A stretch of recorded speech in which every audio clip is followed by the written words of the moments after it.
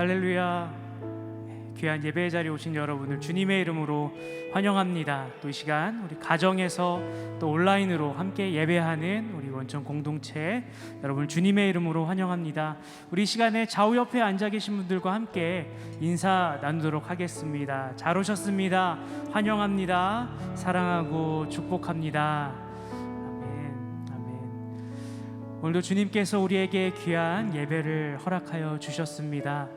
우리가 지난주부터 예수님을 만난 사람들이라는 주제를 가지고서 매주 말씀을 나누고 있습니다. 오늘은 마르다의 이야기를 함께 듣게 되는데요. 마르다, 우리가 잘 알고 있는 마르다, 또 그의 자매 마리아가 있었죠. 예수님께서 마르다 집에 오셨을 때에 마르다는 너무도 기뻤던 것 같습니다. 예수님을 대접하기 위해서 정말 많은 일로 분주하였다라고 성경은 기록하고 있습니다. 그런데 예수님께서는요, 이 마르다를 향해서 말씀하시죠. 너가 많은 일로 염려 근심하나 한 가지만으로도 족하니라. 때로는 이러한 마르다의 모습이 우리 삶 가운데 있지 않나 생각해 봅니다. 특별히 저희 예배를 준비하는 예배팀도 그런 것 같아요. 예수님을 위해 예배하기 위해, 주님을 예배하기 위해 몇 시간 전부터 이렇게 예배 찬양을 준비합니다. 정말 분주하고 이거 잘 못하면 어떡하지? 마음 안에 근심하는 마음, 또 염려하는 마음도 있습니다. 모든 것이 다 주님께 최선의 최고의 예배를 드리기 위한 마음이긴 하지만 때로는 이러한 주님을 향한 마음 외에 다른 것 때문에 우리의 마음이 또 우리의 삶이 분주하여서 정작 붙잡지 못해야 할 것을 잡지 못할 때가 있지 않나 생각해 봅니다. 오늘 이 시간에도 마찬가지일 것 같아요. 우리의 삶에 많은 분주한 일, 근심하는 일, 염려하는 일이 있겠지만 하나님께 우리가 나아갈 때에 한 가지 구하고 품어야 할 마음이 있다면 주님 한 분만 바라는 것, 오직 주님께 한 분께만 나아가길 원하는 그 마음, 간절한 마음 그 하나라면은 하나님께서 오늘 우리를 향해 그 하나만으로도 족하니라 말씀하시면서 우리에게 큰 은혜를 주실 줄 믿습니다. 그래서 이 시간에 우리 함께 찬양하고 예배할 텐데요, 오늘 하나님을 향해 우리의 간절한 마음, 갈급한 마음 주님께 내어드리면서 주님 한 분만을 원합니다. 주님께 내가 더욱더 가까이 나아가기 원합니다. 주님 나를 만나 주시옵소서, 나를 만져 주시옵소서, 나를 채워 주시옵소서. 이렇게 고백하며 주님 한 분만으로 만족하는 이 밤 되기를 소망합니다. 우리 함께 찬양하겠습니다.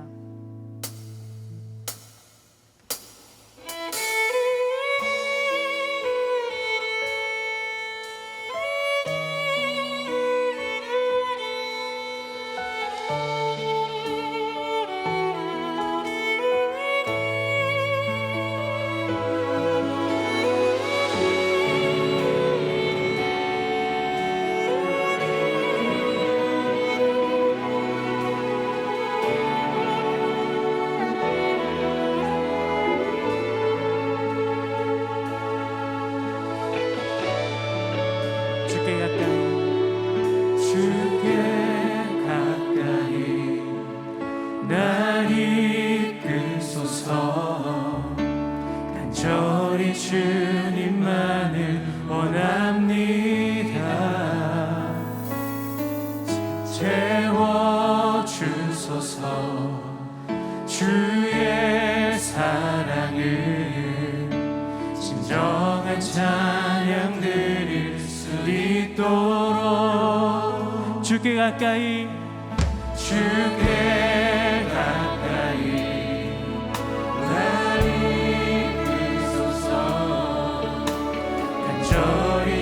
주님만을 원합니다. 채워주소서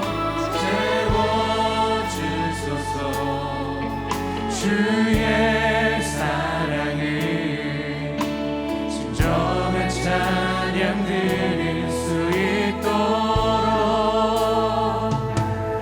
많은 나의 영혼 주를 부르니 나의 마음 맞춰 주소서. 주님만을 원하네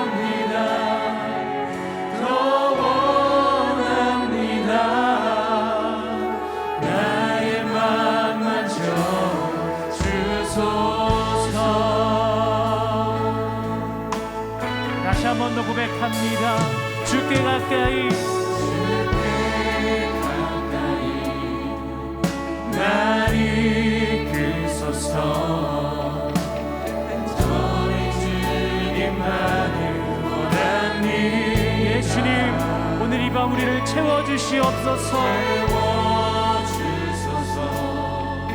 주의 사랑이 진정한 찬양 찬양 드릴 수 있도록 온 마리 나의 영혼 나의 영혼 주를 부르니 나의 맘 만져 주소서. 주님만을 원합니다. 더 원합니다. 나의 맘 만져 주소서. 온 마리 나의 영혼 주를 부르니 나의 맘 만져 주소서. 주님만을 원합니다. 더 원합니다. 나의 이 시간 우리 함께 기도할 때에 주님 오늘 이 시간 오직 주님 한 분만을 원합니다. 갈급한 우리의 심령 가운데에 주님의 그 생명수를 부어 주시옵소서. 주님의 그 은혜로 우리를 만족케 하여 주시옵소서. 오늘 이 밤 우리를 주님께로 더욱더 가까이 이끌어 주시옵소서라고 주님 한 분만을 원한다라고 이 시간 우리 같이 앞에 주님 앞에 간절하게 고백하며 기도하도록 하겠습니다. 네 주님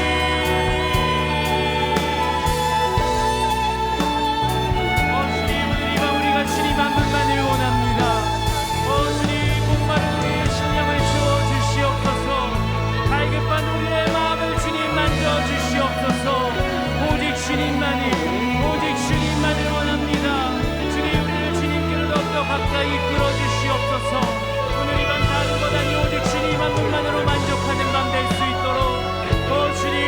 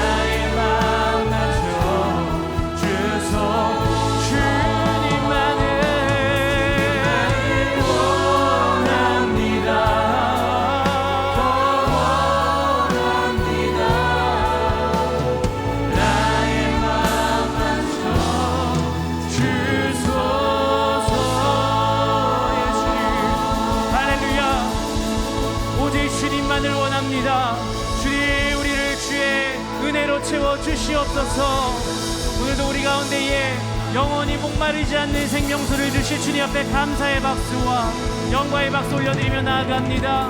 할렐루야.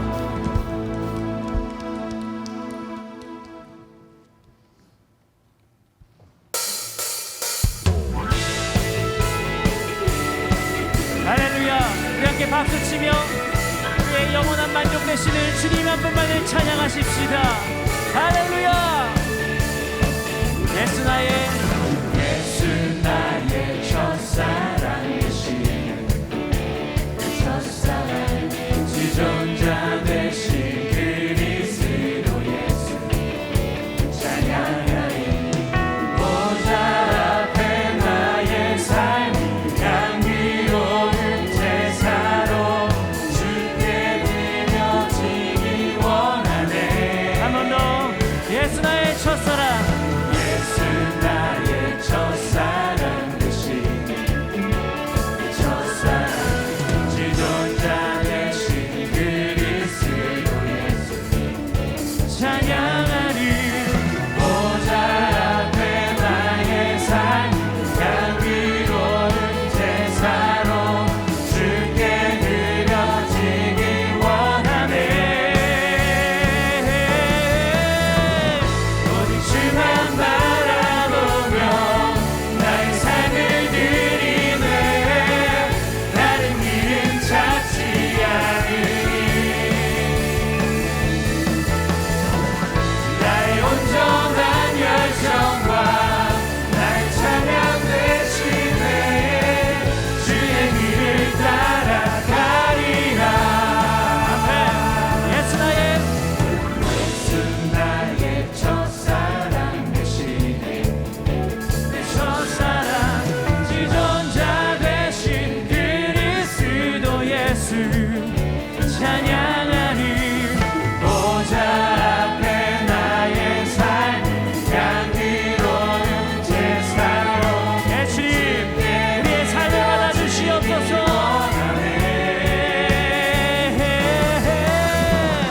오직 주만 바라보며 나의 삶을 드리네. 다른 길을 찾지 않으니 나의 온전한 열정과 나의 찬양 대신에 주의 길을 따라가리라. 보좌 앞에 나의 삶이 보좌 앞에 나의 삶이 향기로운 제사로 주께 드려지기 원하네.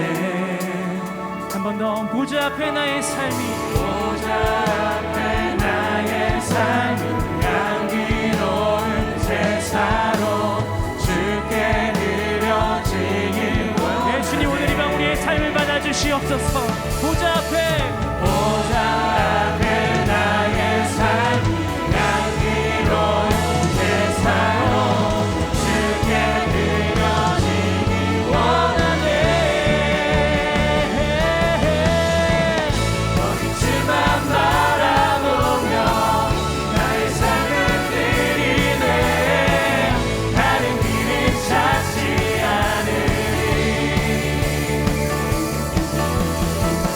나의 온전한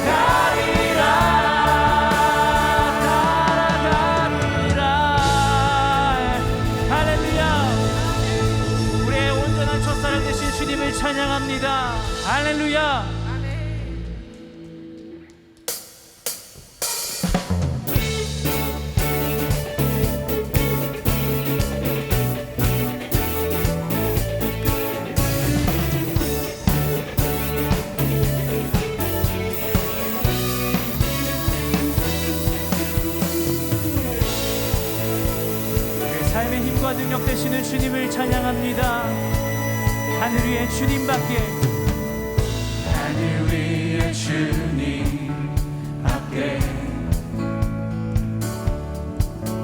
내가 사모할 자 이 세상에 없네. 아멘. 내 맘과 힘을 믿을 수 없네. 오직 한 가지 그 주님을 믿네.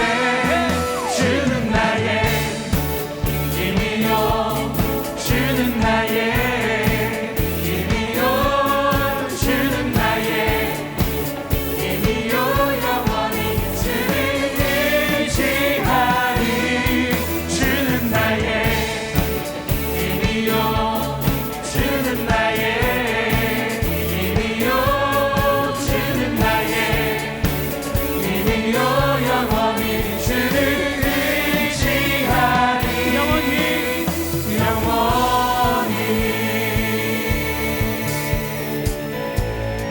한 번 더 고백합니다. 하늘 위에 주님밖에, 하늘 위에 주님밖에 내가 사모할 자, 내가 사모할 자 이 세상에 없네. 맘과 힘을 내 맘과 힘을 믿을 수 없네. 오직 한 가지, 오직 한 그 가지 진리를 믿습니다. 믿네. 주는 나의 힘이요 주는 나의 힘이요 주는 나의 힘이요 영원히 주를 의지하리. 주는 나의 힘이요 주는 나의 힘이요 주는 나의 힘이요 영원히 주를 의지하리. 영원히 영원히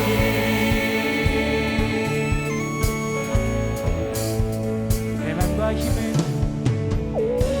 내 맘과 힘을 믿을 수 없네. 오직 한 가지 선포하십시다. 그 주를 믿네. 주는 나의 힘이요 주는 나의 힘이요 주는 나의 힘이요 영원히 주를 의지하리. 주는 나의 힘이요 주는 나의 힘이요 주는 나의 힘이요 영원히 주를 의지하리. 주는 나의 힘이요 주는 나의 힘이요 주는 나의 힘이요 영원히 주를 의지하리. 주는 나의 힘이요 주는 나의 힘이요 주는 나의 힘이요 영원히 주를 의지하리. 영원히 영원히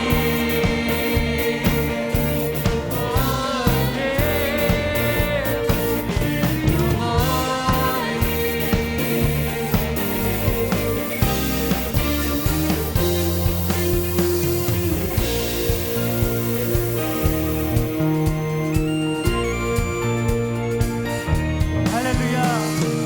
내 삶의 힘과 능력 되시는 주님을 찬양합니다. 아멘.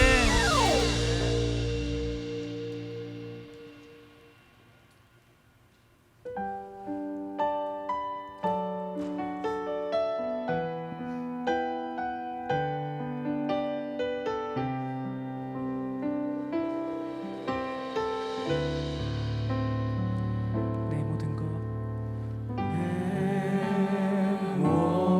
모든 것 나의 생명까지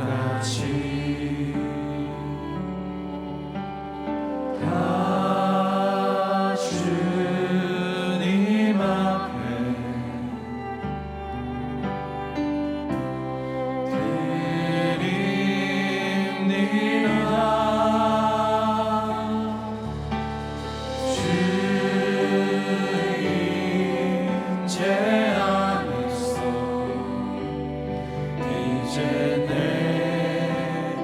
영혼 자유해 내가 주의 거룩한 이름을 높이며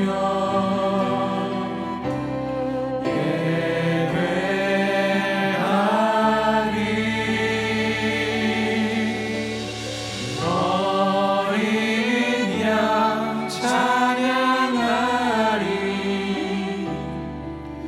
내 평생을 하나로 주문해요 어린 양 찬양하리 내가 주의 임재 안에서 다시 한번 고백합니다. 내 모든 것 내 모든 것 나의 생명까지 다 주님 앞에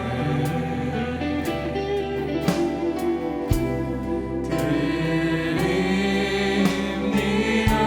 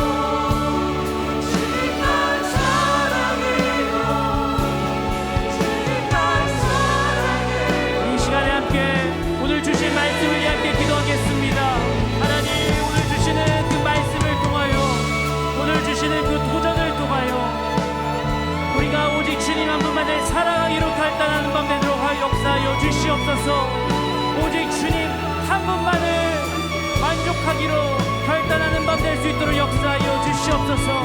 주님의 그 말씀으로 우리의 삶을 역전시키고 다시 한 번 더 주님 앞에 새롭게 되어진 밤 되도록 주님 우리 가운데 역사하여 주시옵소서라고 우리 함께 기도하며 나가도록 하겠습니다. 예, 주님.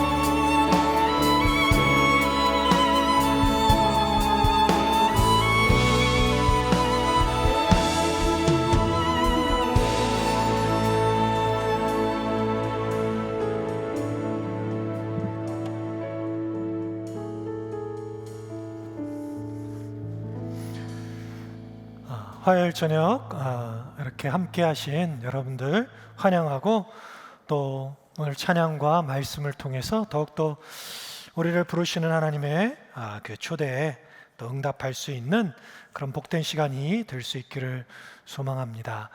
예수님을 만나다 라는 주제로 저희들이 말씀을 같이 나누고 있는데요, 오늘 시간하고 또 다음번에 제가 하는 순서에는 마르다와 오늘 마르다, 그리고 다음 만나는 시간에는 이제 마리아에 대해서 말씀을 나누려고 하는데, 우리 삶에 일어나는 어떤 일상적인 그런 삶, 그곳에서 우리가 깨어있는 삶을 살아가고 있습니다. 정신 바짝 차리고 살아가고 있죠. 또 그뿐만이 아니라 우리 삶 속에서 어떻게 하나님께서 우리를 영적으로도 깨어있는 삶으로 초대하시고, 또 그런 삶에 깨어서 하나님의 임재 앞에, 또 존전 앞에 우리가 나오도록 부르시는 그 주님의 초대에 응답할 것인가 하는 말씀에 대해서 잠깐 나누려고 합니다. 그런 생각을 마음에 두시고 함께 오늘 말씀 나눌 수 있었으면 좋겠습니다. 오늘 말씀은 누가복음 10장 38절에서부터 42절의 말씀입니다.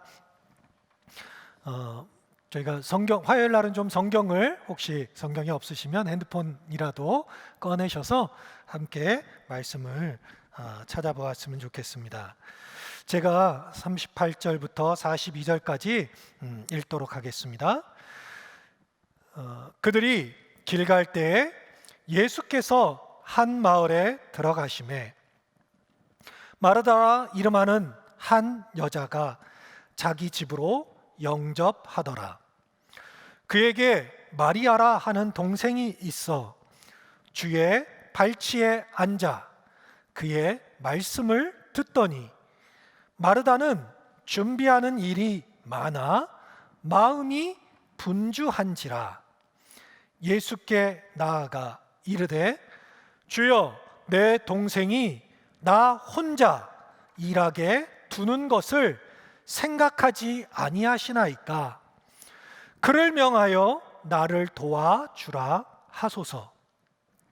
주께서 대답하여 이르시되 마르다야, 마르다야, 내가 많은 일로 염려하고 근심하나 몇 가지만 하든지 혹은 한 가지만이라도 족하니라. 마리아는 이 좋은 편을 택하였으니 빼앗기지 아니하리라 하시니라. 아멘. 아마도 교회를 오래 다니신 분들은 많이 들으신 말씀이기도 하고, 오늘 제가 하는 말이 뭐 그렇게 특별한 이야기는 아닐 수 있습니다. 그러나 다시 한번 하나님께서 우리를 어떠한 삶으로 초대하시는지 다시 한번 생각해보고 환기할 수 있는, 또 하나님의 초대에 응답할 수 있는 시간이 되었으면 좋겠습니다. 예수님께서 예루살렘을 방문하실 때마다 즐겨 머무신 곳이 있죠. 그것은 오늘 나와 있는 것처럼 나사로의 집이었습니다. 예수님은 이 나사로의 가족과 아주 특별한 관계를 맺으셨던 것 같습니다. 이 나사로에게 두 명의 남매가 있었죠. 자매가 있었죠. 바로 마르다와 마리아입니다. 마르다는 매우 활달했고 다른 사람을 섬기는데 매우 앞장서는 그런 여인이었습니다. 오늘 본문에서도 보면 예수님이 베다니에 나타나셨다는 이야기를 듣고 소식을 듣고 또 자기 집 앞을 지나가신다는 소식을 듣고 가장 먼저 달려나가 자기 집으로 예수님을 영접한 사람은 마르다였었습니다. 이런 이야기에 마르다와 마리아가 나오는 이야기를 보면 마르다가 언니가 아니었을까 그런 생각이 들 정도로 실제적인 주인 역할을 하는 사람은 마르다였습니다. 그녀는 방문객을 최선을 다해 섬기겠다는 마음으로 사랑을 베푸는 주인의 그런 아름다운 전형입니다. 그런 모습을 잘 보여주고 있습니다. 빠른 걸음으로 이곳저곳 다니면서 여러 가지 일들을 처리하고, 그런데 그럴 때마다 더 많은 필요들이 보여서 더 바쁘게 움직여 최대한 손님을 대접하려고 하는 그런 모습을 볼 수가 있습니다. 사실 이러한 바쁨 자체는 우리 인생을 살다 보면 매일매일 찾아오는 일상이라고 할 수가 있습니다. 사실 현대처럼 분주한 시대에 조금 마음의 여유를 갖고 무엇을 하고 싶은 그런 충동이 우리에게 있지만 늘 그렇게 느긋한 모습을 보이는 것보다 뭔가 빨리빨리 해내어 일을 이루어내는 것, 그것이 우리에게 굉장히 압박으로 요청되는 그런 시대이기도 합니다. 그런데 문제가 이렇게 바쁘게 필요를 채우는 삶의 모습이 어떻게 보면 굉장히 좋은 모습이면서도 문제가 발생하는데, 이런 처리해야 될 많은 일 때문에 마르다의 마음속에 염려와 근심이 생기게 되었다고 하는 것입니다. 그러다 보니까 이 일에 있어서 자신이 주체가 된다기보다는 이곳저곳에 끌려다니는 처지가 되고 말았다고 하는 것입니다. 이러한 그녀의 상황은 그녀로 하여금 자신이 많은 일을 해내고 있고 또 필요한 일을 해내고 있음에도 불구하고 결코 스스로 만족할 수 없는 그런 상태에 이르고 맙니다. 여러분, 열심히 일했는데 만족할 수가 없어요. 그러면 어떤 마음이 들겠어요? 그 마음에 굉장히 실망감이 들지 않겠습니까? 자신은 멋지게 이 예수님을 환대하고자 하는 그런 계획이 있었는데 그러한 것들이 하나하나 무너지기 시작하고 있다는 것입니다. 아마도 부지런하지 않은 사람은 이런 계획조차 세우지도 않겠죠. 그녀는 열심히 할 마음이 있었고 사랑이 있었고 그렇기 때문에 많은 계획을 갖고 있었습니다. 그런데 그 계획이 하나하나 무너져가고 있었습니다. 우리 일상에서도 그렇죠? 뭐 그런 얘기 많이 나오는 것처럼 딱 외출해서 들어오면 집안이 딱 정리되어져 있고 또 뭐 냉장고 같은 데도 잘 이렇게 뭐 우리 가끔 정리의 왕 뭐 이렇게 하면 밖에다가 다 써가지고 어디에 뭐가 있어서 탁탁 그것만 꺼내서 다 먹을 수도 있고 모든 것이 계획대로 딱딱딱딱 잘 이루어지는 것을 우리들이 꿈꿀 때가 많습니다. 꼭 집안에서뿐만이 아니라 우리의 일상에서도 회사 일이나 뭐 여러 가지 사회생활 속에서도 그런 마음을 갖고 있습니다. 그런데 이러한 나의 꿈 같은 계획에 꼭 침입자가 나타나게 되죠. 내 마음대로 되지 않는 일들이 생기게 되죠. 그럴 때 여러분들은 어떤 마음이 드셨는지 모르겠습니다. 이러한 와중에 마르다의 머릿속에 떠오른 한 사람이 있었으니 그것은 마리아였었습니다.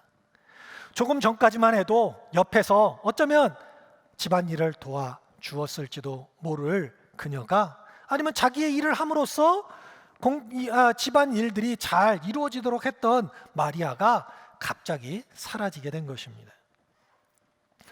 마르다는 그러한 예수님의 발치 앞에 가 있는 마리아를 보면서 예수님께 이렇게 이야기하죠.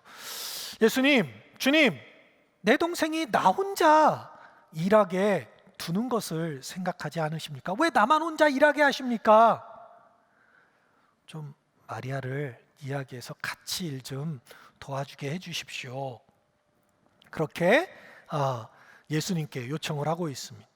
마르다는 마리아가 주님 발 앞에 앉아서 주님 말씀을 듣는 것을 보았을 때 어떤 마음이 들었냐면, 안에서부터 화가 은근슬쩍 치밀어 오르는 그런 마음을 갖게 되었습니다. 첫 번째는 누구에게 화가 났어요? 마리아에게 화가 났습니다. 그런데 두 번째로는 그가 정말 모시고 싶고 잘 대접해드리길 원했던, 환대하길 원했던 예수님에게까지 화가 나는 그녀를 발견할 수 있게 됩니다. 마르다는 끝도 없는 일 속에서 헤어나지 못하고 결국 자신이 섬기려던 분, 자신이 잘 대접해드리려고 했던 그 예수님께까지 화가 나게 되는 정말 엉뚱한 그런 상황의 결론에 이르게 된다고 하는 것입니다. 혹시 이 마르다의 이 감정의 그 변화들, 여정들, 그런 것들을 여러분들이 여러분의 인생 속에서, 여러분의 경험 속에서 함께 해봤던 그런 순간들이 혹시 떠오르는지 모르겠습니다. 사실 마르다는 말씀드렸듯이 사랑이 많은 여자입니다.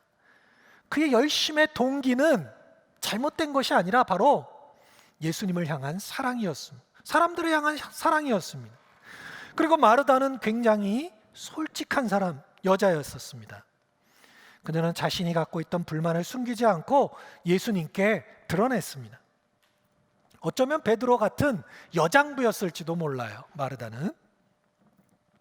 그뿐만이 아니라 그녀는 매우 합리적인 여인이었습니다.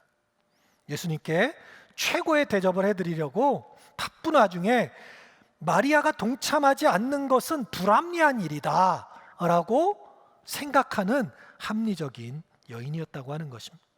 이렇게 사랑이 많고 솔직하고 합리적이고 활동적인 여인이었기 때문에 주님은 마르다에 대해서 분명 좋은 감정을 갖고 계셨을 것입니다. 예수님에게 있어서 마르다는 어떤 존재였을까요?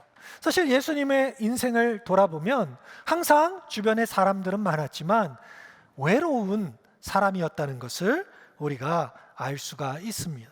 그의 인생은 자신의 마음 편하게 누울 곳조차 없는 그런 외로움으로 가득한 인생, 자신을 항상 옆에서 쫓아다니는 사람조차 자기의 마음을 이해하지 못하는 그러한, 어떻게 보면 군중 속의 고독한 그런 삶을 살아가던 그런 분이셨습니다. 그런데 마르다의 이 집은 예수님께 진정한 쉼을 주는 곳이었어요. 요한복음에 우리가 나사로의 부활을 다시 살리시는 그런 장면을 통해서도 알지만, 그가 얼마나 그를 사랑했는가, 얼마나 깊은 교제를 나누었는가, 그러한 것들을 볼 때에 이 집은 예수님에게 진정한 쉼과 진정한 피난처와 또 마음과 마음이 통하는 그러한 장소였던 것입니다.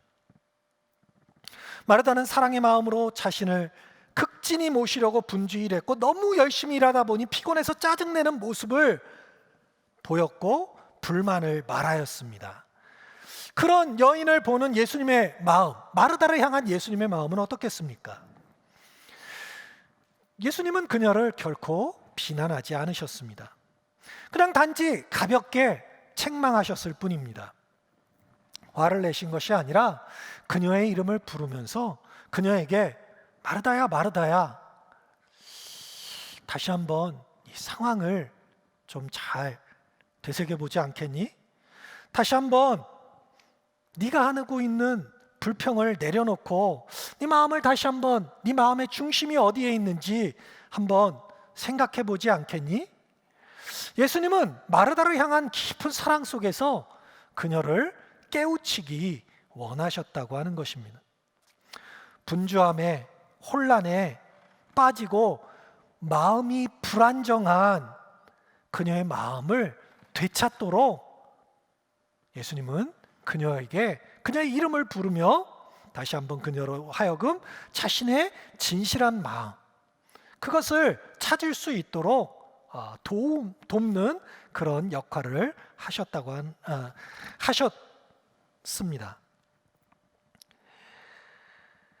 그녀가 지금 이렇게 엉망인 상황이 된 것, 그것은 마르다가 여러 가지 일들로 너무 바빠서 진짜로 놓치지 말아야 될 한 가지, 그것을 잃었기 때문에 예수님께서는 그것을 다시 한번 깨우치도록, 환기시키도록, 알아차리도록 그렇게 마르다를 부르고 계시다고 하는 것입니다. 그 한 가지 일이 무엇이겠습니까? 그것은 바로 예수님이 말씀하시는 이 한 가지 일이라고 하는 것은 바로 손님에게 집중하라는 것입니다. 만약에 그 손님이 예수님이라면 우리는 더더욱 그래야 한다고 하는 것입니다. 그뿐만이 아니라 그분 입에서 지금 무슨 말씀이 나오고 있는지 그 말씀을 귀담아 들어야 된다고 예수님은 마리아를 환기시키고 계신 것입니다. 그뿐만이 아니라 예수님은 마르다에게 한 가지 더 가르쳐주고 싶은 것이 있으셨습니다. 그것은 뭐냐면, 너는 지금 열심히 나를 섬기려고 하지만 먼저 섬기기 전에 네가 먼저 섬김을 받는, 다른 말로 하면 선물을 받는 그런 사람의 자리로 먼저 서는 훈련을 하라고 지금 말씀하고 계시는 것입니다. 무슨 얘기입니까? 예수님은 여기에 손님으로 오셨습니다. 선물로 오셨습니다.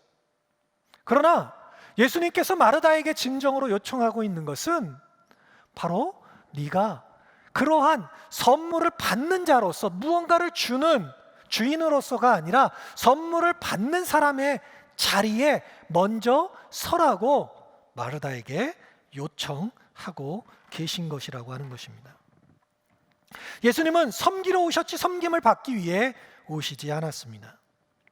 우리 삶에 누군가 찾아올 때 우리는 그를 섬김의 대상으로 삼기 이전에 그가 우리에게 주는 선물을 먼저 깨달을 때 진정한 섬김을 베풀 수 있는 그런 사람이 될 수가 있다고 하는 것입니다. 여러분들이 진정으로 주님을 모시며 사는 사람이 되고 싶습니까?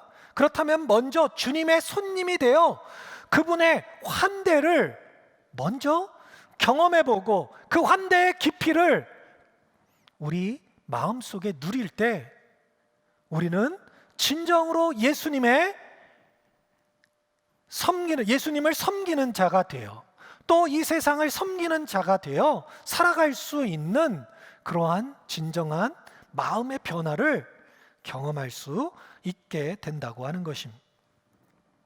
여러분, 우리는 모두 우리 집으로 예수님을 모신 마르다와 같은 이들입니다. 우리 계시록 나와 있는 것처럼 주님께서 우리 안에 들어오셔서 우리에게 말씀하기를 원하시는 분이십니다. 그런데 혹시 우리들이 예수님을 모시고 영접하고 예수님을 영접한다는 게 얼마나 흥분된 일입니까? 얼마나 기쁜 일입니까? 얼마나 감격스러운 일입니까? 즐거운 일입니까? 그런데 그것에 들떠서 우리의 최선의 것을 드리겠다고 혹시 분주한 상태에 있지는 않습니까? 어쩌면 그것이 열심히 교회를 위해 봉사하거나 이웃에게 복음을 전하거나 사랑을 나누는 일이 될 수도 있습니다. 그런데 예수님을 영접하고 그 예수님에 대해서 제대로 우리가 알기도 전에 혹시 그것이 너무나 그 마음은 알지만, 저도 그런 과정을 거쳤기 때문에 그 마음을 알지만, 그것이 우리 삶의 전부인 것처럼 혹시 생각하고 있지는 않느냐는 거죠. 어떤 때는 이런 생각이 드는, 손님만 두고 외출을 나가는 이들이 있을지도 모르겠습니다. 집안에 대접할 게 아무것도 없다고 생각하는 거예요. 먹을 게 없어요.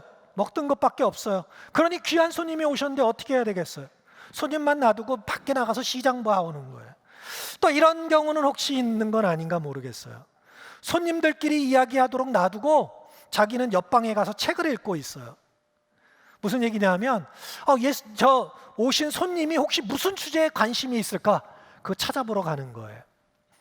예, 이제 제 말의 의미를 이해하실지 모르겠습니다. 예수님이 마르다에게 지금 요구하시는 것은 지금 나에게 집중하라, 예수님께 집중하라 하는 것인데, 다른 말로 하면 예수님이 지금 나를 향해서 집중하고 계신 것은 바로 나인데, 우리들이 그러한 나를 예수님께 드리는 데는 무지하고 서투르고 그러한 일에는 별 관심이 없고, 내가 어떻게 하면 예수님께 무언가를 해드릴까? 라는 것에 온통 정신이 분산되어서 실제로 주님이 집중하고 있는 곳에 우리의 마음을 들이지 못하는 그런 상황에 있는 것은 아니냐 하는 것을 말씀을 드리고 있는 것입니다. 예수님이 우리에게 찾아오셔서, 우리 안에 들어오셔서, 예수님이 우리에게 먼저 요구하시고 또 기대하시고 관심이 있으신 것은, 예수님이 주인으로서 손님의 우리들에게 관심이 있으신 것은 다른 것이 아니라 바로 우리의 진실한 마음의 이야기라고 하는 것입니다. 예수님은 내가 얼마나 잘 살고 있는가? 내 문제가 어떻게 해결될 것인가? 내 관계는 지금 어떤가? 그런 것들이 우리의 속마음과 연결될 수는 있겠지만, 그러한 관계 속에서, 그러한 삶의 정황 속에서 그러한 것들이 아니라 진실한 내 마음의 이야기들을, 내 마음에 있는 진실한 마음의 무게들을 주님 앞에 내어놓기를 주님은 기대하고 계시다고 하는 것입니다. 예수님 믿는 사람들의 첫 번째 일, 그것은 자신의 마음을 주님께 솔직히, 진실되게, 진실하게 고백할 수 있는 그러한 훈련을 하는 것이 바로 예수 믿는 자들이 해야 될 첫 번째 일이라고 하는 것입니다. 우리 마음의 문을 열고, 그렇죠? 제가 이런 이야기를 여러분에게 다시 한번 생각해 보시라고 말씀드리고 싶습니다. 내 마음의 문을 열고 내 마음 속에 있는 진실한 이야기를 예수님께 나눈다는 것이 무엇인가? 여러분들은 그러한 기회들을 얼마나 가지고 계셨습니까? 또 그런 시간을 가지시고, 또 지금 이 시간, 짧은 시간이라도 내 마음 속에 있는 진실한 마음을 기도한다고 할 때 정말 어떤 것이 내 마음의 그런 이야기인가 말할 준비가 쉽게 되시나요? 그런 것들에 대해 우리가 훈련되어야 된다고 하는 것입니다. 그냥 되는 게 아니라, 흔히 말해 말이 우리의 생각을 만들어내는 것이 아니라 우리의 마음에 있는 것이 우리의 입으로 나올 수 있게, 그렇죠? 우리가 모여서 기도 제목을 이렇게 나누지 않습니까? 근데 그런 것들이 훈련되어야 될 이유 중에 하나는 뭐냐면, 그냥 평소에 이렇게 기도 제목 나누세요 그러면 내 아이를 위해서, 우리 가족의 건강을 위해서, 아니면 직장의 무슨 문제를 위해서, 이렇게 쉽게 얘기할 수는 있죠. 그런데 그것뿐만이 아니라 그 일 이면에서 내 마음속에서 진정 그것이 일어나게 되는 내 마음의 어떤 흐름들, 진정한 욕구들, 이런 것들에 대해서 우리가 표현해낼 수 있는 능력이 없다면, 그런 것들을 의식할 수 있는 능력이 없다면, 우리는 아직도 예수님께 무엇을 내놔야 될지 모르는 그러한 사람으로 서 있을 수밖에 없을 것이라고 하는 것입니다. 우리가 예수님은 우리에게 그런 이야기를 하기를 기대하십니다. 그런 이야기를 해놓을 때 뭐 그런 것들이 시편이겠죠. 다윗이 그냥 일어나는 일상의 어떤 정치적인 혹은 그런 갈등을 이야기하는 것이 아니라 그 마음속의 진실한 이야기를 하나님께 쏟아내는 거죠. 그런 것들이 이루어질 때 그것이 소용없는 자기 신세 한탄이 아니라 문제 해결이 아니라 소위 말해 문제는 있을지 모르지만 내 마음에 있는 그 이야기가 주님 앞에 표출될 때 내 안에서 이루어지는 그런 자유함을 우리들은 경험할 수 있게 된다고 하는 것입니다. 예수님께서 그런 마음에 위로하시고 격려하시고 지켜주시겠다고 공감하시고 치유해 주시겠다고 말씀하시는 그런 경험들이 우리에게 있어야 한다고 하는 것입니다. 우리가 그런 걸 하지 못할 때 예수님은 그냥 손님으로 왔다 손님으로 가는, 그냥 밥만 잘 먹고 그냥 나갈 수밖에 없는 그런 분이 될 수밖에 없다고 하는 것입니다. 제가 렉시오 디비나라는 성경 공부를 하는데요, 지난주에 하다가 갑자기 여러 번 하다 보니까 그런 생각이 들더라고요. 심지어는 성경 뒤에 우리가 숨는구나, 그런 생각을 하게 되었습니다. 왜 그러냐면 이렇게 말씀을 읽다 보면, 여러분 어떤 방법을 통해 말씀을 읽다 보면 예수님께서 내 마음의 깊은 생각들을 그냥 금방 이렇게 드러내 주십니다. 그런데 그 드러내 주시는 마음을 이렇게 딱 표현한다는 게 사실 좀 두려워요. 그 마음을 이렇게 가지고 하나님께 나아가는 게 사실 굉장히 어려운 일입니다. 왜냐하면 마치 소위 말해 내가 벌거벗는 것 같아서, 그리고 내가 이렇게 나가는 게 예수님께 옳을까? 이런 마음이 들기 때문에 그런 마음을 가지고 예수님과 대화한다는 것이 참 힘들 때가 있어요. 그런데 그러다 보니까 어떻게 하냐면 말씀 뒤에 숨게 되더라고요. 제가 이번에 깨달은 것이지 저도 마찬가지고 많은 사람들이 그렇게 한다는 생각이 듭니다. 예를 들어 오늘 말씀 같은 경우라면 이런 거예요. 제가 예를 들어 마르다 같은 성품을 가지고 있다. 그러면 오늘 말씀을 들으면서 마르다가 갖고 있는 마음의 이야기는 무엇일까요? 그 중에 하나는 아마 어쩌면 억울하다든지 실망감이라든지 좌절감이라든지 뭐 그런 것일 것입니다. 그런데 그 마음을 예수님께 내보이는 게 아니라, 이런 말씀을 보면서 그런 마음이 들었다고 할 때 뭐라고 하냐면 내 마음의 그 감정은 싹 빼놓고, 왜냐하면 이제 이런 거를 하시는 분들의 이제 이 성령의 역할인데, 성령께서는 지성이시기 때문에 우리의 마음이나 생각이나 감정이나 뭐 경험이나 이런 거를 이렇게 자극하시는 거예요. 그런 자극을 통해서 우리로 하여금 하나님께 우리의 마음을 내어드릴 수 있도록 그렇게 도우시는 거예요. 그런데 그것에 대해서 부담스러우니까 그 생각이나 감정은 쑥 빼놓고 뭐라고 그러냐면 이런 생각을 하는 거예요. 이게 할 일이 많은데 이거 누가 해요? 그런데 그래도 예수님은 우리에게 말씀 앞에 서는 마리아와 같이 되는 것을 칭찬해 주시니, 제가 바쁜 뭐 그런 것에 이끌리는 건 있지만 그런 것들은 우선순위를 다시 잘 정리해 가지고 주님 마음에 맞는 삶으로 내 삶을 좀 변화시키도록 하겠습니다. 먼저 말씀 앞에 서도록 제가 하겠습니다. 제가 지금까지 막 열심히 했던 삶이 너무나 부끄럽네요.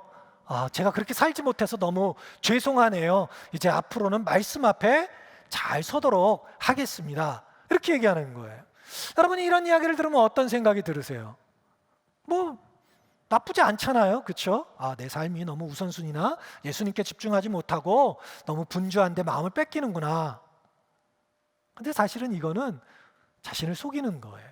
그분이 가서 결코 그렇게 하지 않을 거예요. 죄송하지만 좀 강조하기 위해서 그러지만 그냥 그 자리에서만 그렇게 이야기하고 가서는 또다시 그런 상황에 처할 것이고, 또다시 그 마음에 있는 쓴뿌리를 가지고 다른 사람을 정죄하거나 왜 나는 이럴까 하며 마음에 불만해 가지고 삶을 살아갈 거예요. 심지어 우리는 말씀을 대하면서도 그 말씀 뒤에 말씀을 그냥 설명하는 것으로서 그 뒤에 숨어서 진실한 내 마음을 예수님께 내어놓지 않는 그런 삶을 살게 돼 버린다고 하는 것입니다.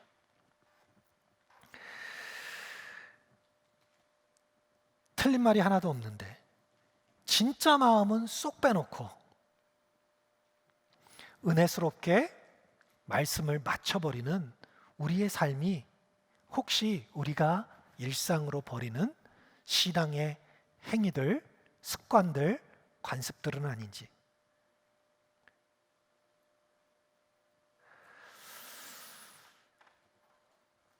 제 삶에 어떤 도전이나 회개나 그냥 저는 그런 사람인데 뭘 회개하나, 내 기질인데 어떻게 하나,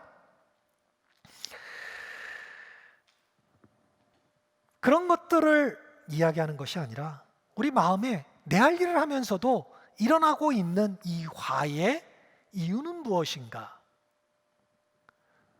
나는 왜 내가 좋아서 하면서도 나만 희생하고 생고생한다고 생각할까?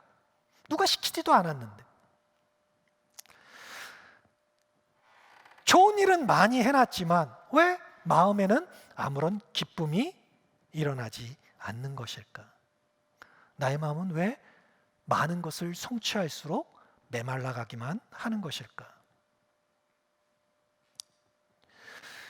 그런 마음을 고백하며 실망과 좌절하는 나의 마음을 토로하고 결국 내 안에 있는 분노와 이 미움의 이 감정이 나를 사로잡도록 놔두는 이 마음, 이 마음의 상태, 그냥 그 화가, 그 내 습관이, 내 마음의 이 습관이 나를 그냥 사로잡아도, 이 감정이 나를 사로잡아도, 지금까지 내 인생의 경험이 나를 사로잡아도 아무런 저항감도 없이 그냥 그곳에 나를 던져버리는 그런 삶에 대해 우리는 예수님께 우리의 문제를 내어드리고 그것에 대한 진실한 치료가 일어날 수 있도록 우리 자신을 하나님께 드리는 훈련을 해 나가야 한다고 하는 것입니다.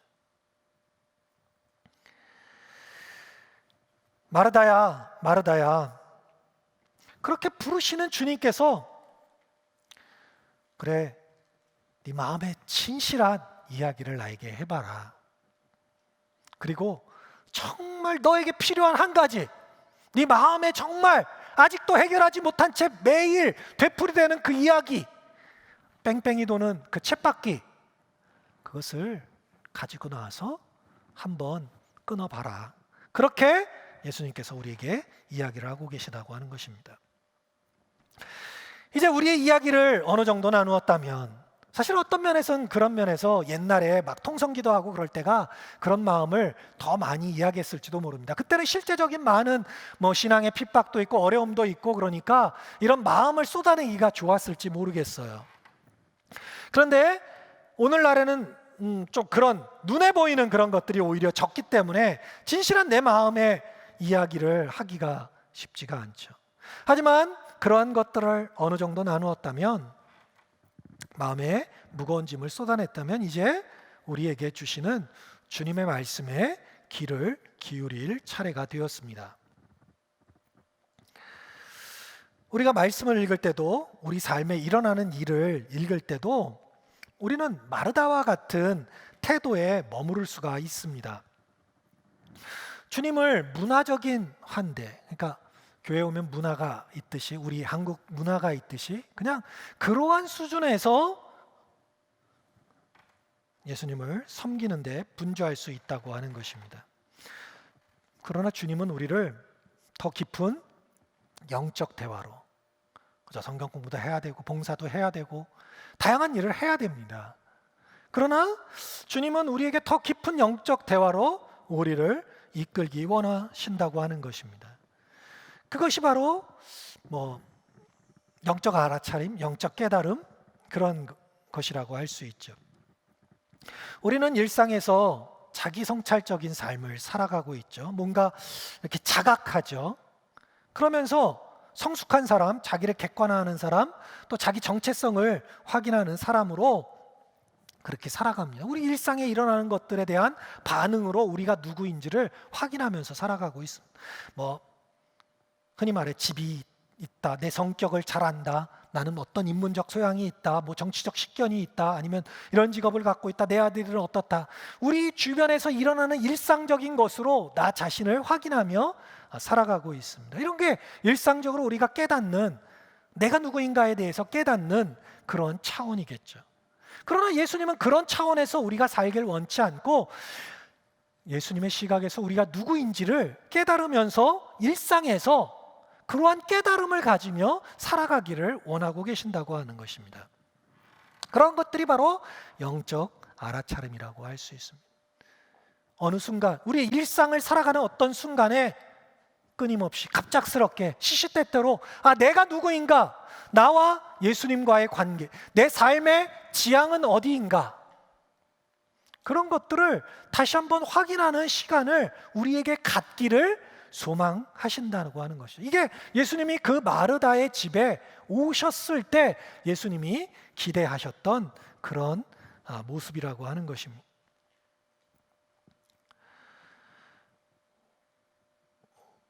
안타깝지만 저를 포함해 우리들이 이렇게 하나님께 우리 삶 속에서 바쁜 일상 속에서 분주하게 쫓기는 삶 속에서 계속해서 나의 마음과 생각을 사로잡는 그 일상 속에서 다시 한번 우리의 영혼을 깨워 주님께 우리의 시선을 집중시키는 그러한 훈련에 얼마나 깨어 있는가, 얼마나 그런 부분에 식견이 있는가, 그런 훈련이 얼마나 되어 있는가. 참으로 부끄럽기 그지 없는 것 같습니다. 마르다와 마리아의 이 본문의 차이는 그러한 삶의 지향에 대한 우리의 우리가 어떤 삶을 살아야 될지에 대한 그런 그림을 잘 표현해 주고 있다고 하는 것입니다. 마르다는 일상적인 알아차림의 특징, 바쁘고 능률적이고 필요한 일을 완수하는 것, 스트레스를 받고 타인을 판단하고 자신에게 절박한 것을 하고 솜씨 있게 일을 처리하고, 하지만 자기 연민에 빠지고 나는 뭔가 중요한 일을 하고 있다고, 나는 모든 사람이 나를 알아줬으면 좋겠다고 끊임없이 요청하는 그러한 삶의 모습을 드러내고 있다고 하는 것입니다.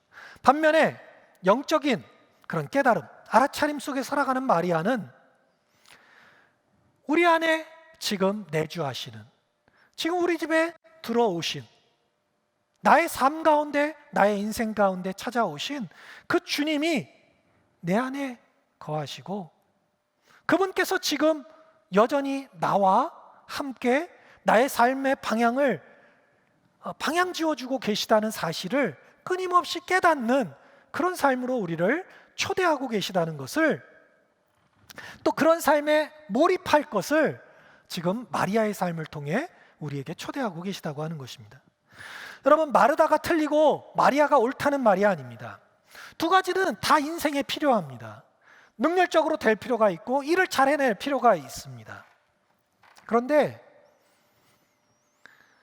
두 가지 알아차림은 세상을 살아가는데 모두 필요하다고 하는 것입니다. 그런데 중요한 것은 그러니까 우리가 다시 한번 생각해야 될 것은, 만약 우리가 영적인 변화를 원한다면, 여러분이 인간적인 차원에서의 성숙을 원한다면 그냥 일상에 대해 깨어 있는 것만으로도 충분할 수가 있습니다. 그러나 우리가 영적으로 깨어 있기를 원한다면, 영적으로 변화를 원한다면, 우리의 마음이 하나님께서 우리와 함께 하시는 그 마음이 변화되기를 원한다면, 우리는 이러한 마리아와 같은 일상적인 깨우침을 넘어 영적인 깨우침에 초점을 맞추어 또 조정되어 우리의 삶이 변화되도록 우리의 시간을 드릴 필요가 있다고 하는 것입니다. 바울이 말한 것처럼 로마서 12장 2절, 여러분 잘 아는 말씀이죠.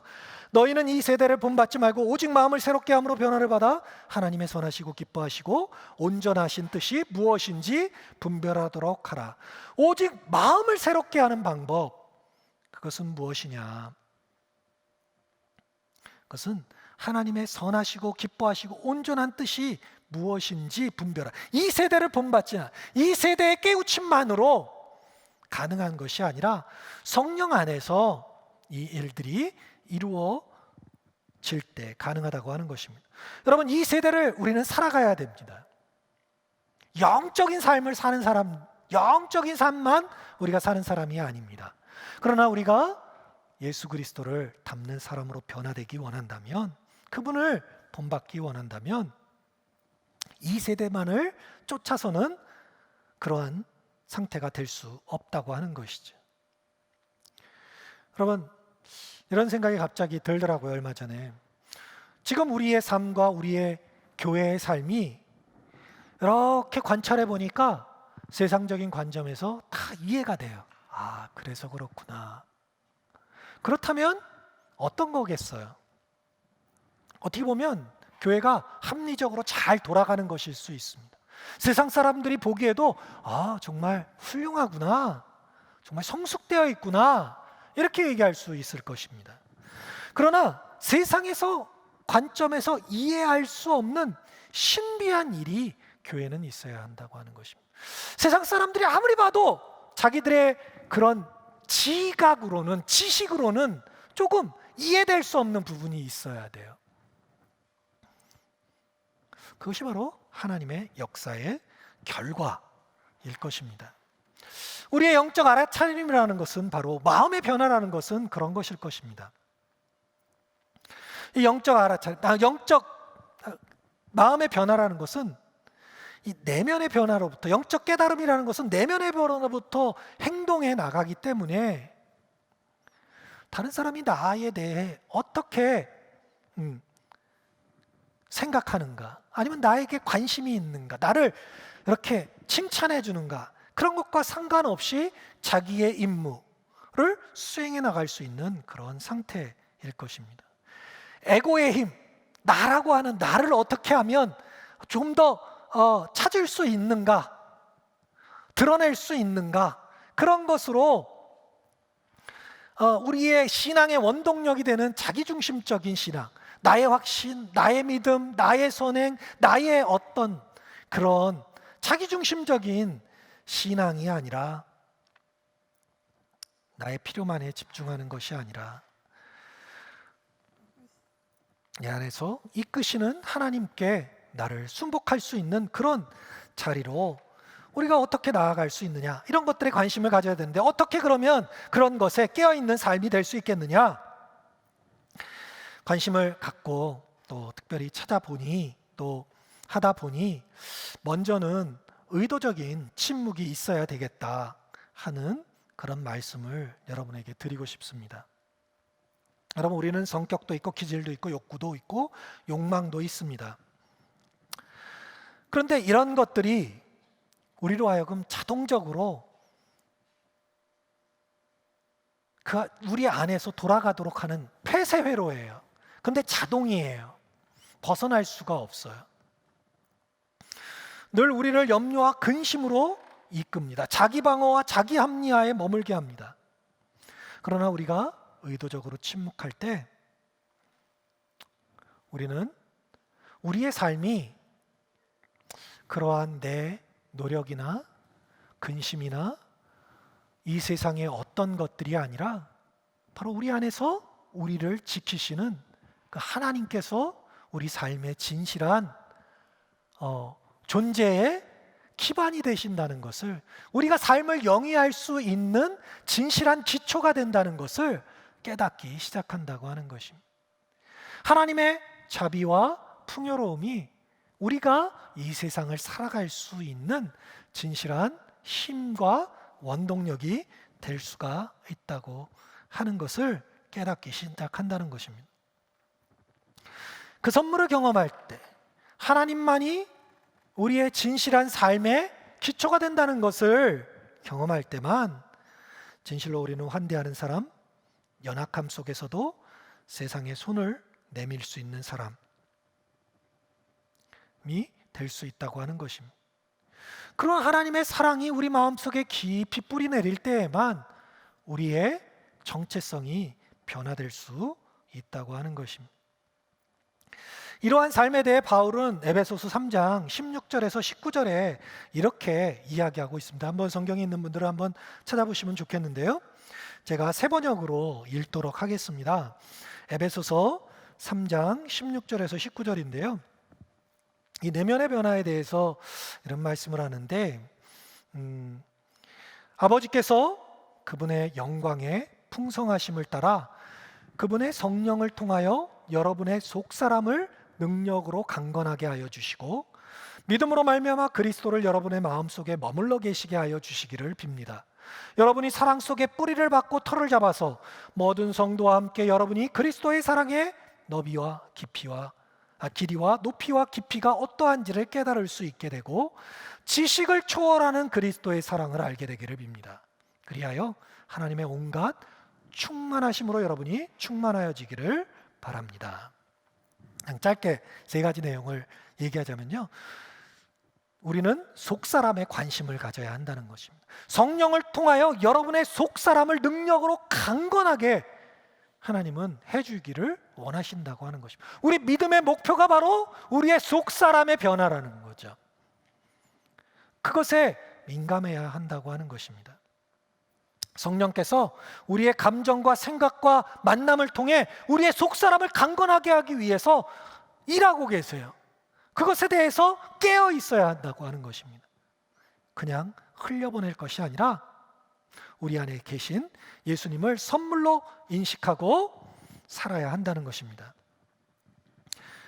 하나님께서 우리 마음속에서 역사하신다는 것을 믿고 주님께 우리의 마음을 쏟아내는 그런 훈련을 해야 된다는 거죠. 그리고 두 번째는 그리스도를 우리 마음속에 머물게 해야 한다고 하는 것입니다. 어떻게 머물게 합니까?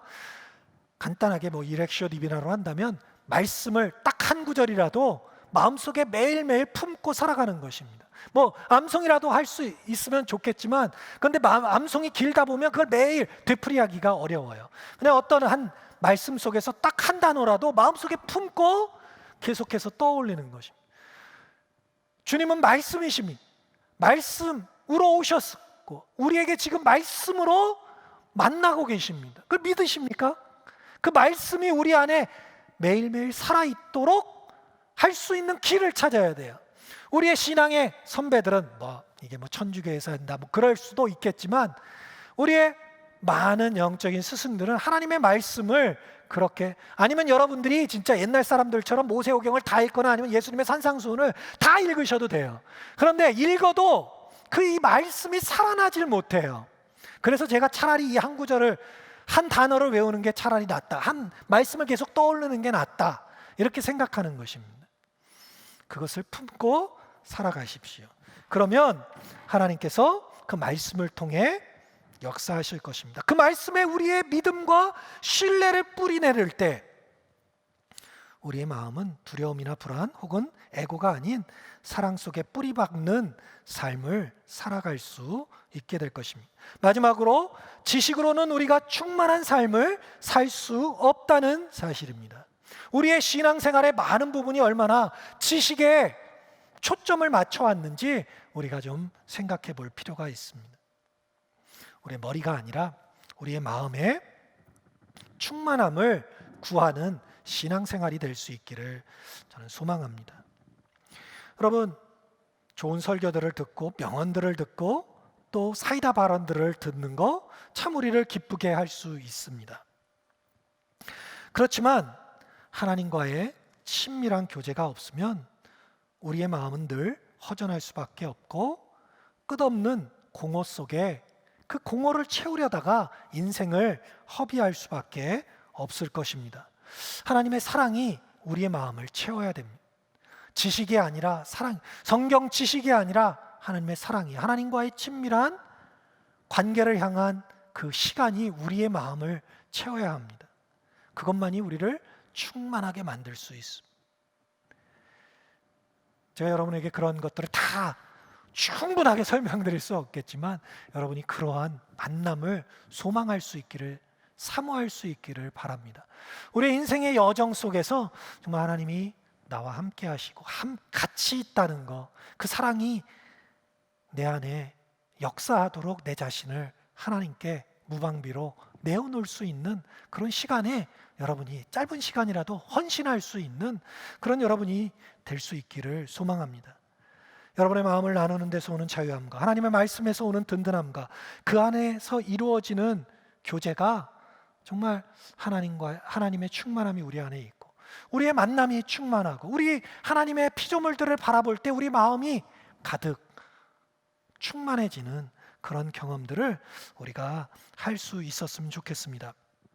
여러분, 지금 내가 있는 자리, 지금의 만남이 하나님이 함께 하시기 때문에 충만한 시간이 되고 복된 시간, 어디 저기에 있는 거를 찾아 늘 끊임없이 떠나야 되는 사람이 아니라 오늘 여기 하나님께서 함께 하시기 때문에 나의 인생이 충만한 그런 삶을 향하여, 그런데 그렇게 충만한 삶인데 우리가 모르기 때문에, 그걸 잘 받아들이지 못하기 때문에, 무지하기 때문에 끊임없이 다른 곳에서 찾으려고 하는 그런 곳에서 좀 벗어나 그러한 것들을 충분히 누릴 수 있는 삶으로 우리 삶을 내어놓을 수 있는 저와 여러분 될 수 있기를, 우리의 마음의 변화를 소망할 수 있는 여러분 되기를 주님의 이름으로 축원합니다. 우리 같이 기도하시겠습니다. 우리 시간 잠깐 기도할 때 여러분은 얼마나 자신 있게 여러분의 솔직하게, 아니면 진짜 여러분 마음속에 있는 진실한 고민에 대해서 여러분은 알고 계십니까? 지금 당장 있는 문제들 말고요, 지금 해결해야 될, 아니면 당장 풀어야 될 문제들 말고 진실한 내 마음의 그 빈 부분에 대해 얼마나 관심이 있으십니까? 그 이야기, 내 마음의 아픈 이야기, 혹은 내놓기 원치 않은 이야기, 그것을 주님께서는 내어놓길 원하십니다. 다른 사람한테가 아니라 주님께 내어놓길 원하십니다. 예수님은 우리가 주님의 그 사랑의 음성을 우리 마음에 채우기를 원하십니다. 성경은 살아있는 하나님의 말씀입니다. 그 말씀이 내 마음에 뿌리 내리고 머물기를 주님은 원하십니다. 그 말씀은 여러분에게 대화를 거실 것입니다. 여러분의 생각과 감정을 자극하며 여러분으로 하여금 주님께 나오도록 요청하실 것입니다. 우리가 그런 일에 우리의 마음을 드리면 하나님께서 분명히 우리를 찾아오셔서 말씀하실 것입니다. 그 말씀을 우리 마음에 모실 수 있기를 소망합니다. 그 안에서 이루어지는 자유함을, 기쁨을, 위로를 우리가 소망할 수 있기를 원합니다. 서로를 그렇게 격려할 수 있기를 원합니다. 우리 이 시간 기도할 때 하나님, 제 마음의 깊은 갈망을 주님 앞에 내어놓을 수 있는 사람 되게 도와주십시오. 이 한 주간 많은 소리들이 내 마음을 사로잡고 그곳에 뿌리를 내리고 내 마음을 갈기갈기 찢으며 마르다처럼 이리저리 쫓기는 삶을 살도록 한 주간 또 이끌 터인데, 하나님의 사랑의 음성이 나의 마음에 깊이 뿌리 내려 그것이 중심이 되어 하나님을 향한 나의 인생의 여정이, 초점이 중심이 되어 나의 삶을 정리할 수 있도록 주님 그렇게 나를 붙잡아 주십시오.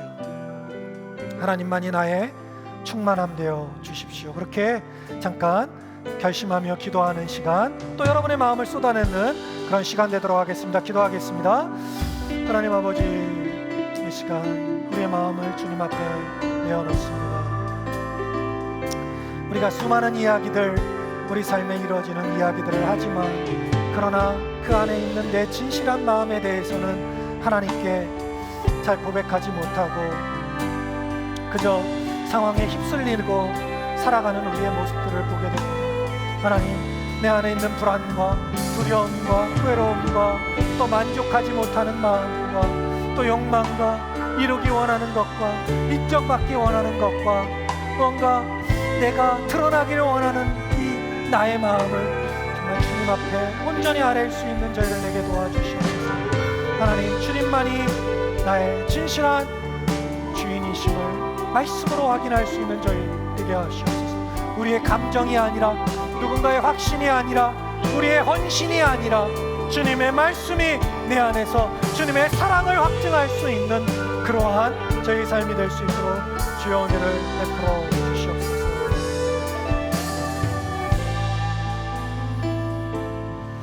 우리 다 같이 일어나셔서 함께 마지막 찬양 주님 앞에 드리도록 하겠습니다.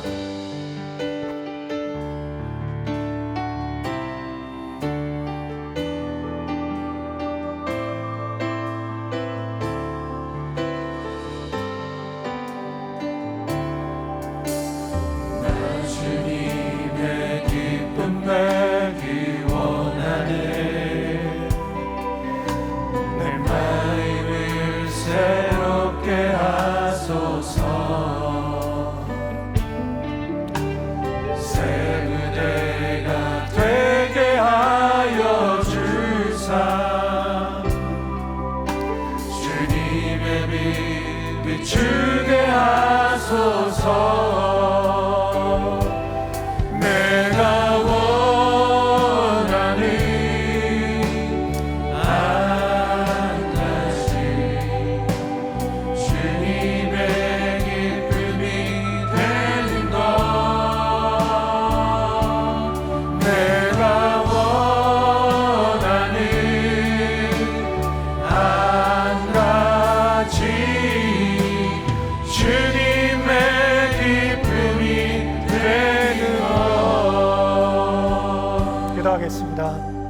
하나님, 사실 우리는 우리의 안전이 보장되기를 원합니다. 이 세상에서의 삶에서도, 또 죽음 이후의 삶에서도 내 삶이 안정되기를 원하고 또 부족함이 없기를 원합니다. 이 정말 악의 다툼 속에서 살아남는다는 것이 참으로 힘든 일입니다. 우리의 자녀를 생각할 때, 또 저들이 살아가야 되는 삶을 생각할 때 우리가 누리고 있는 그 안정과 또 그런 것들을 주고 싶고, 또 내가 경험했던 그 아픔들이 그들에게 전달되지 않는 편안한 삶이 되기를 소망합니다. 하나님, 그런데 정말 주님이 우리에게 기대하시는 그 마음에 대해서, 삶에 대해서 다시 한번 그 한 가지에 대해서 이 시간 주님 앞에 내어드리기를 원합니다. 하나님, 조금 힘들어도, 조금 마음의 고통이 있어도, 하나님, 진실로 우리가 원하는 것은 주님의 기쁨이 내 안에, 주님의 사랑이 내 안에 머무르는 것, 그것이 진정한 우리의 진실한 본향이라는 것, 우리를 향한 주님의 이끄심이라는 것, 그것을 이 땅 가운데 살아가며 경험하고 싶습니다. 하나님, 그것이 진실한 우리의 마음의 우리 영혼의 소원임을, 내 진실한 변화된 마음의 소원인 것을 알기를 원하고, 그것을 위해 우리 삶의 작은 부분을 내어드리기를 원합니다.